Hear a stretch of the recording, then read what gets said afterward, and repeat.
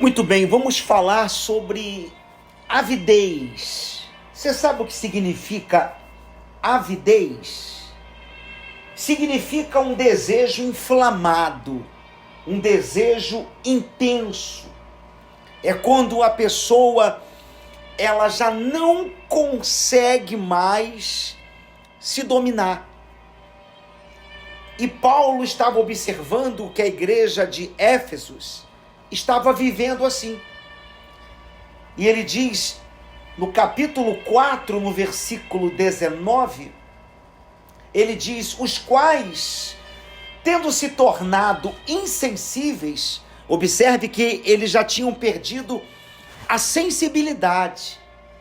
A igreja de Éfeso já tinha perdido a sensibilidade de ouvir a voz de Deus, de obedecer a palavra, de andar nas pegadas do Senhor Jesus. Isso é muito grave, gente. Os quais, tendo se tornado insensíveis, se entregaram à dissolução para com a avidez. A avidez, já falei, que é um desejo inflamado, um desejo desenfreado. Cometeram toda sorte de impureza. E quantas são as pessoas que estão vivendo a avidez? Elas não conseguem mais dominar o seu coração, elas não conseguem mais controlar o sentimento de mágoa, de ódio, ela não consegue mais controlar, está dentro da igreja, mas não consegue mais controlar os maus olhos, até mesmo a própria língua. E lá em Tiago 3, a Bíblia nos ensina que aquele que consegue dominar a sua língua, esse é poderoso, capaz de dominar todo o seu corpo. Então a igreja estava assim, perdendo o rumo espiritual, o controle. Aí diz no versículo 20, mas não foi assim que aprendestes a Cristo, se é que de fato tendes ouvido, e nele fostes instruídos, segundo é a verdade em Jesus. No sentido de que quanto ao trato, observe bem, quanto ao trato, que trato é esse? Quando a pessoa ela entrega a vida ao Senhor Jesus, quando a pessoa se batiza nas águas, ela está fazendo ali como fosse um contrato. É um trato com Deus. Não é assim que a pessoa é batizada? Ela é chamada pelo nome e ali se diz o nome da pessoa e diz, você aceita o Senhor Jesus como único e suficiente Salvador da sua alma? E aí a pessoa tem que responder sim. Quando ela responde sim, ela está fazendo o quê? Um trato com Deus. É um contrato. Um contrato eterno, um contrato com a eternidade. Um contrato, um trato com o reino dos céus. Isso é muito forte, gente. Há pessoas que rasgam contrato, sabe? Eu me lembro uma vez, assim na virada do milênio, em 2000, a minha esposa comprou, móveis, acho que foi um guarda-roupa, se não me falha a memória, numa loja muito famosa, muito popular, e nada de receber a mercadoria.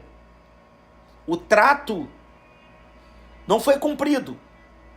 E a minha esposa, então, já chateada, já tinha passado semanas, ela foi lá na época e cancelou o trato.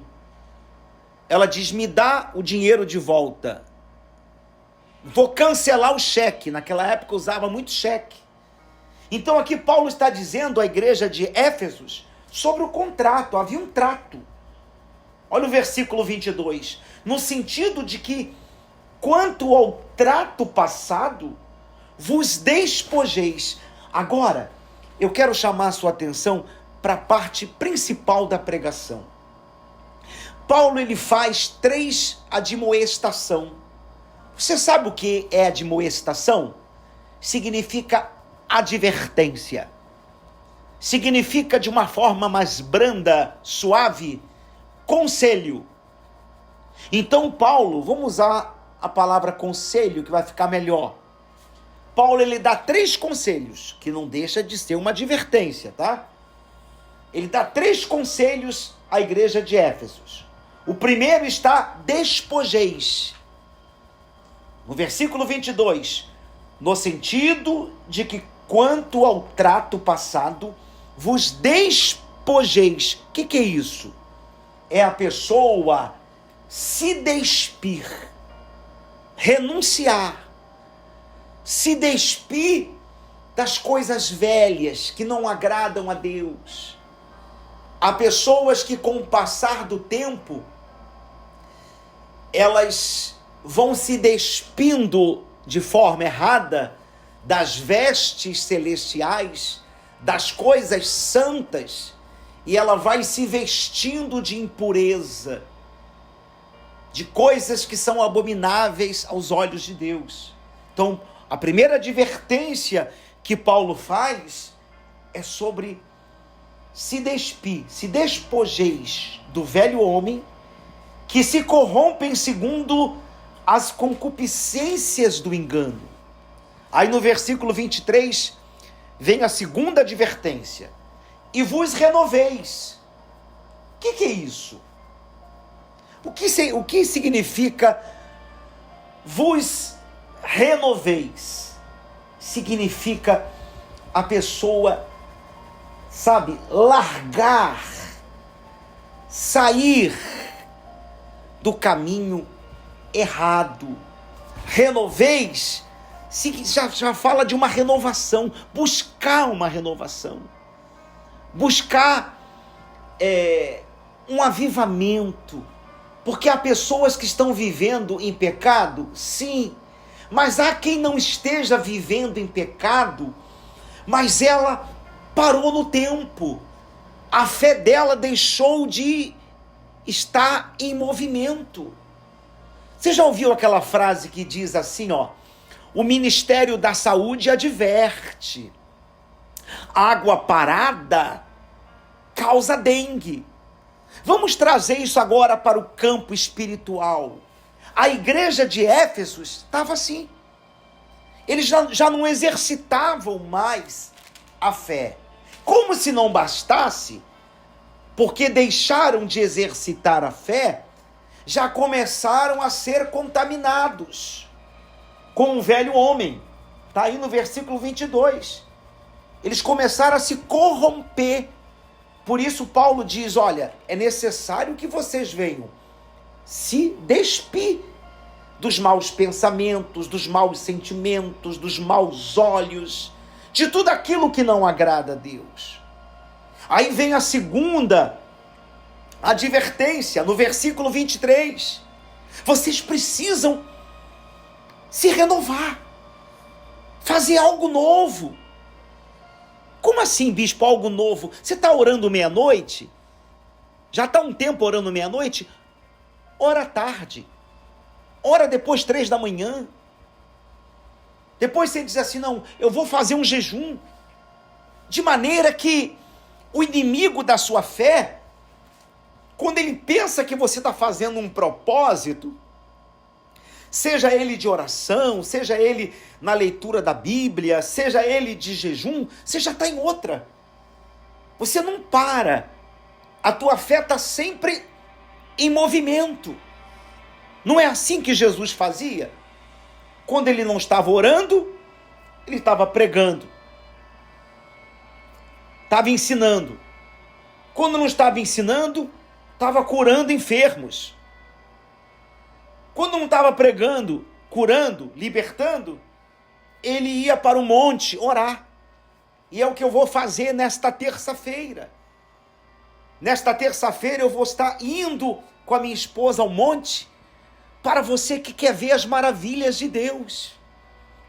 Porque Moisés, ele viu a sarça queimando porém o fogo não a consumia. E ele disse: irei para lá e vereis esta maravilha. Você que quer ver uma maravilha no teu casamento, você quer ver a maravilha de Deus no âmbito familiar, na saúde, na vida econômica, sobretudo na vida espiritual. Mas para isso é preciso você primeiro se despojar, se renovar, estar sempre em avivamento, em oração, em movimento com Deus. Aí diz no versículo 24: e vos revistais. Terceira advertência: do novo homem, criado segundo Deus, em justiça, retidão, procedente à verdade. O que significa isso? Se revestir significa... Já viu quando a pessoa vai no médico? Um exemplo, ela vai no cardiologista e o cardiologista fala assim: olha, você fez esse exame aqui do coração, só que eu estou aqui com uma pequena dúvida e eu vou pedir para você fazer um exame mais minucioso, um exame mais detalhado.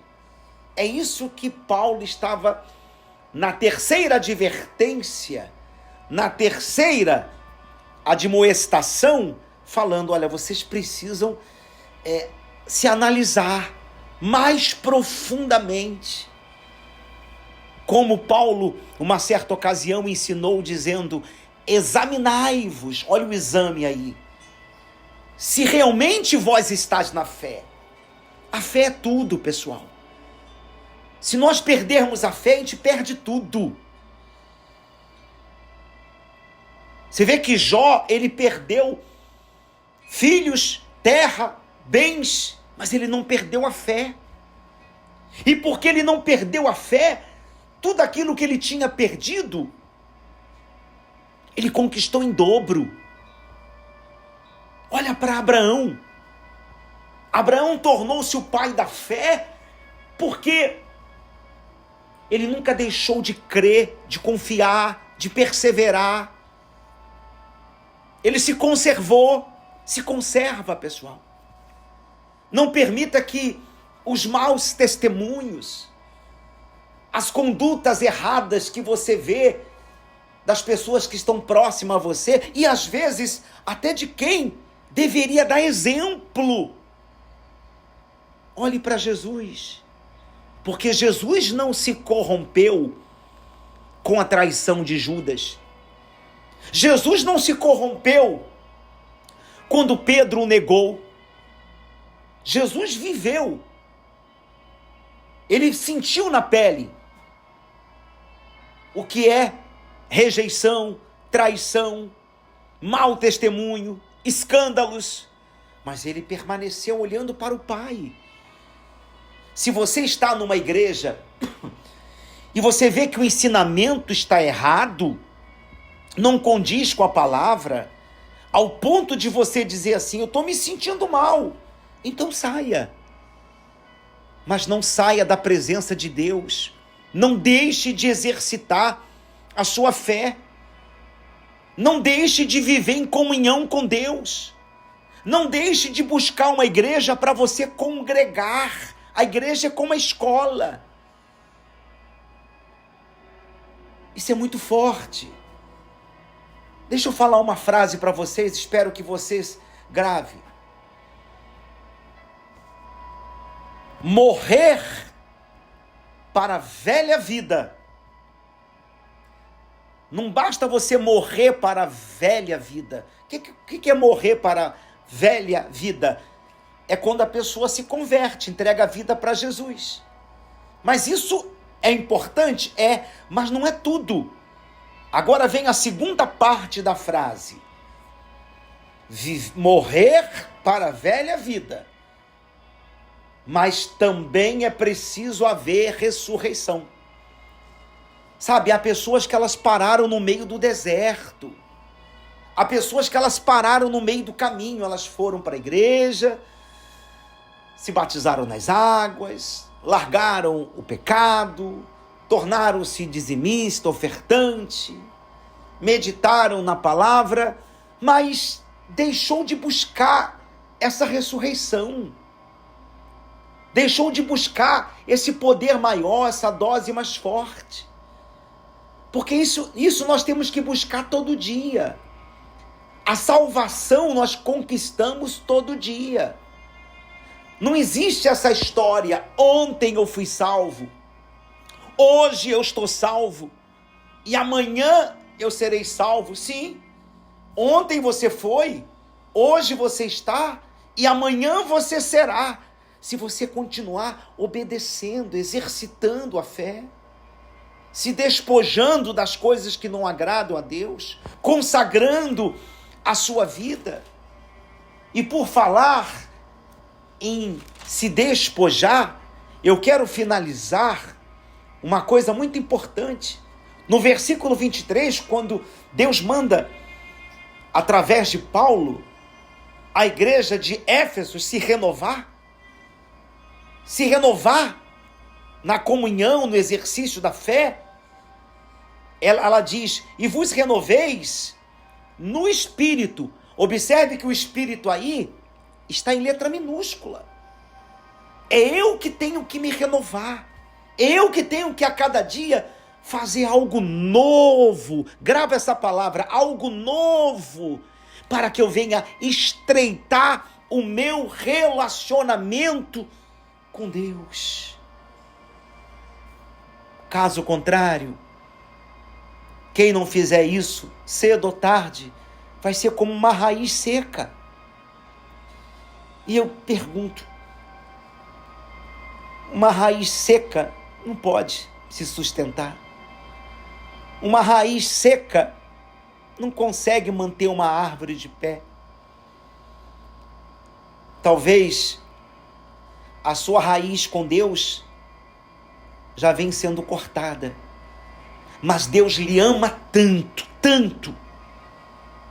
Deus tem projetos, maravilhas, coisas magníficas para realizar na tua vida, ao ponto que Ele está cuidando de você através dessa palavra. Se você pecou, se você errou, se humilhe, se conserte. Deus está pronto para lhe perdoar e você recomeçar a sua vida. Não importa aonde você parou, não importa o erro que você cometeu ou há quanto tempo você vem errando, nada disso importa. Importa é que Deus deu, o Senhor Jesus deu o seu único filho, unigênito, por amor a cada um de nós. Ei, por amor a você. É isso mesmo. Então, volte a caminhar. Você vinha correndo tão bem. O que começou a persuadir você? O que foi? Qual foi o chocalho? O chocalho que começou a fazer barulho. O chocalho do diabo, do inimigo da nossa fé, que começou a fazer barulho e começou a desviar os seus olhos da cruz, do alvo que é Jesus. Eu vou deixá-los com essa mensagem, eu vou seguir a reunião, mas Deus quer te surpreender. Eu termino com essa frase: Deus quer surpreender você. Mas para isso você precisa surpreender a Deus. Faça mais para Ele. Ao levantar de manhã, agradeça pelo seu dia, pelo ar que tu respira. Seja fiel. Fiel não só a Deus, como a sua família, os seus amigos. Fala para Ele: Senhor, eu não quero o Senhor só para mim, eu não quero ser egoísta. Porque quem é egoísta, querendo ou não, só olha para si. E quem vive só olhando para si vai morrer sozinho. Infelizmente. Senhor, Eu quero dividir o Senhor com as pessoas que estão sofrendo. Coloca elas no meu caminho. Me dá oportunidade. Cria oportunidade para que eu venha falar de ti. Eu não quero viver na zona de conforto. Entreguei minha vida para Jesus, estou salvo, não estou em pecado. E vamos seguir a vida. Não. Enquanto você está ouvindo essa mensagem, você sabe que tem pessoas que estão morrendo e estão indo para o inferno. Você sabe. Você sabe que tem pessoas agora que estão descendo a sepultura. E tem pessoas que estão ali chorando, mas a alma já foi. É triste, né? Deus conta contigo. Ele deu ordem. Deus não pediu, ele deu ordem ao dizer: ide e pregai o evangelho a toda criatura. Que Deus abençoe a sua vida, que o Espírito Santo ilumine toda a sua família. E eu profetizo e determino uma semana de vitórias, uma semana de conquista, uma semana de portas abertas. Eu profetizo que essa semana vai ser uma semana que aquilo que vinha dando errado vai dar certo.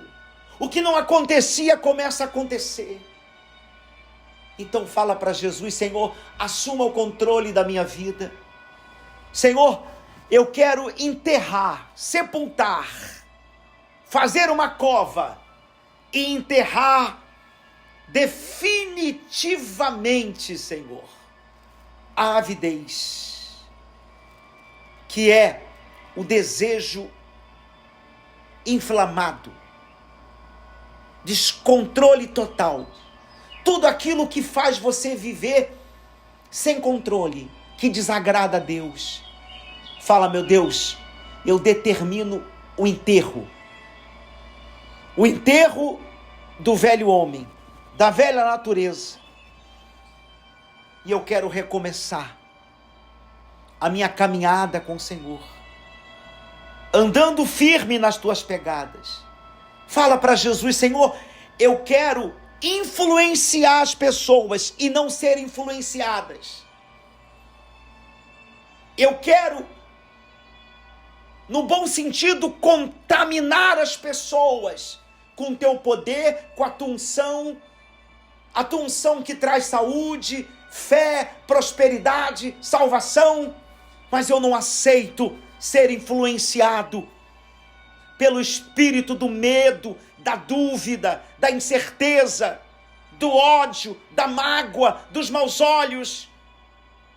Eu não aceito perder o sal. Fala para Jesus: não, Senhor, porque o sal, tornando-se insípido, ele não presta para mais nada. Então, Senhor, faça de mim um influenciador, que eu venha influenciar as pessoas para o teu reino, que eu venha influenciar as pessoas para alcançar a salvação, a cura, a paz. E que as pessoas que se aproximarem de mim para querer me influenciar com a dúvida, com a mágoa, que haja uma mudança, que em vez delas me influenciar, eu que vou influenciá-la com a tua glória, com o teu poder, em o nome do Senhor Jesus. E você que crê, diga: eu creio, e diga amém. Que Deus abençoe a sua vida.